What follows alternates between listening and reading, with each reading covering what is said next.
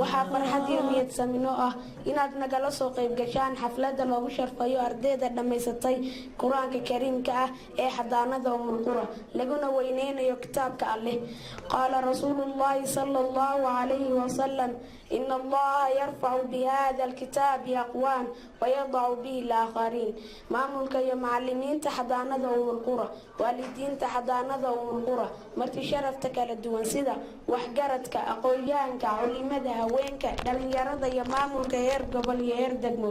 waxaad naga guddoontaan salaan maamuus iyo sharaf ku dheehan tahay salaan laysku salaamo salaanta ugu qaalisan assalaamu calaykum waraxmatullaahi wabarakaatu kusoo dhowaada xafladan oo ah xaflad lagu sharfayo ardayda dhammaysatay qur-aanka kariimka أعوذ بالله من الشيطان الرجيم يا أيها الذين آمنوا اتقوا الله ولتنظر نفس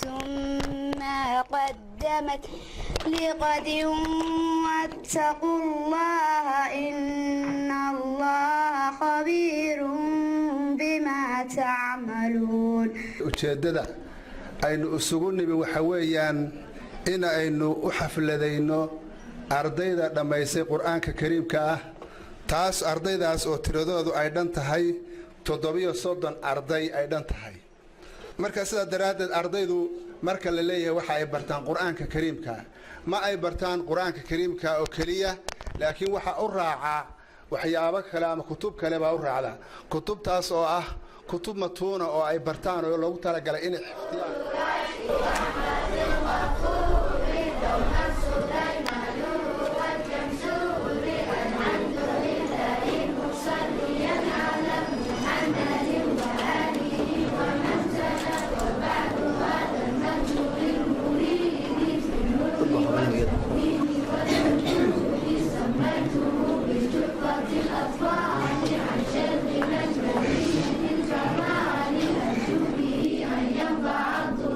inta kadib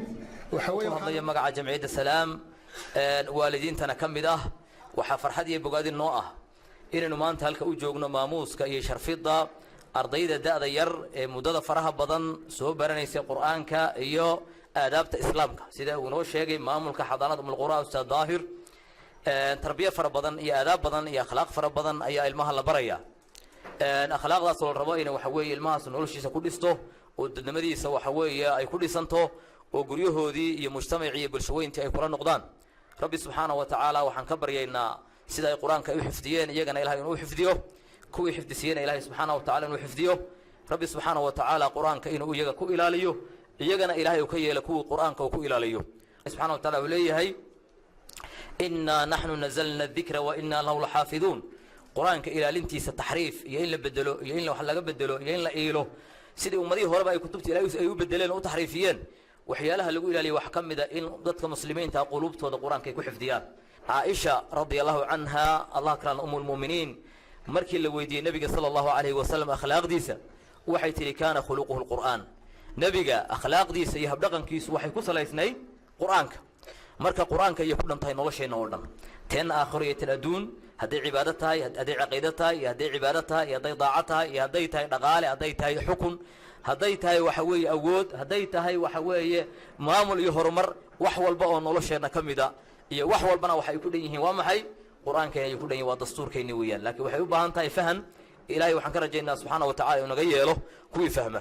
aad ayaan ugu faraxsanahay inaan ka soo qayb galo xafladan qiimaha badan wax la isugu yimaado wixii ugu khayr ka badnaa lagu weyneynayo kalaamka Allah subxaanahu wa tacaala aad ayaan ugu hambaliyaynayaa ardaydan quruxda badan wajiyadoodu ifayaan kalsoonidu ka muuqato quraankii iyo khayrkii Allah wajigooda ka muuqdo waxaan si gaar ah ugu mahad celinayaa maamulaha iyo macallimiinta madrasada soo barbaarisay caruurtan waa umqura intan ka badan waan saluugsanahay bay ahayd maanta in hoolkan la qurxiyo waxay ahayd in hadiyado loogu talagalo waalidiintu inay macallimiinta iyo ardaydaba hadiyado u keenaan farxad intan ka badan bay ahayd inay hoolka ka muuqato laakiin ma aanay dhicin laakiin hadda kadib aynu taag u dadaalno laana tan ilmahaagi waadna la faraxday waad dhiiri gelisay kii kale oo ka dambeeyay baa markuu maanta arka kan hadeedaha iyo waxa la siinayo isaguna hadhow yani ay dhiiri gelin u noqonaysa inuu maalin halka gaaro ilaalin badan bay caruurtu waqtigan ay u baahan yihiin waqti yani casrigan yani aad u dhib badan baynu joognaa quraanka kariimka ما هو عيارة أما مال أما سند أما رنتي وحنا كم ما يجري بريء عم برنجري قرآن كوا شمبر بالك الله هيو شمبر كبالك الله هي هدي أسيد اسمه زمان يا وعرّ يا سمها هذا عاو استراحة قرآن كوا لما يسين كتاب كلابتان ومع السلامة والدين تيجي معلمين تروح عليها إلهي سبحانه وتعالى هيدا بركة يو محمد هذه المفرح سنة هاي وأنا عم بلين إنها أردنا نروح لبضن sida wanaagsan ee aadka u qiimaha badan loo barbaariyay asalka iyo bandhigadu maanta waxa weeye wixii iyo marixii ay ka gurteen madrasadii ay dhiganayeen iyo macallimiintii aadka u sharafta badnayd ee aqoonta iyo waayo aragnimada iyo fikirka iyo aragtida dheer ay ka buuxday ay soo barbaariyeen waxaynu aad ugu raaxaysanaynay runtii waanu malaynayay inaan hadal kale aan u baahnayn intii ay innagana inagula dardaarmayeen iyaguna ay islahaayeen dardaarankan aan naftayda iyo dadka kaleba siinayo ayaa ah in ay la saaxiibaan oo qadariyaan caruurtaada ku ixtiraam aragtidooda adigoo dhiirigelinaya fikirkooda si xigmadaysan oo tartiib ahna u saxaya aragtiyadooda khaldan ha isku dayin inaad caruurtaada ka dhigato sidii addooma aad adiga leedahay oo guriga kuu jooga sidoo kale ha isku dayin inaad aanaan daran iyo cagajuglayn joogta aad u mahinsato tarbiyadda caruurtaada hana u ogolaan caruurtaada inaad adiga baadisho ama cid kale baadisho waayo way la qabsanayaan oo sidaas bay isu qaadanayaan ama cid kale u qaadanayaan markasta buu muuji wiilkaaga ama gabadhaada inuu muhiim yahay oo uu yahay mid kula sareeya فعن عثمان بن عفان رضي الله عنه قال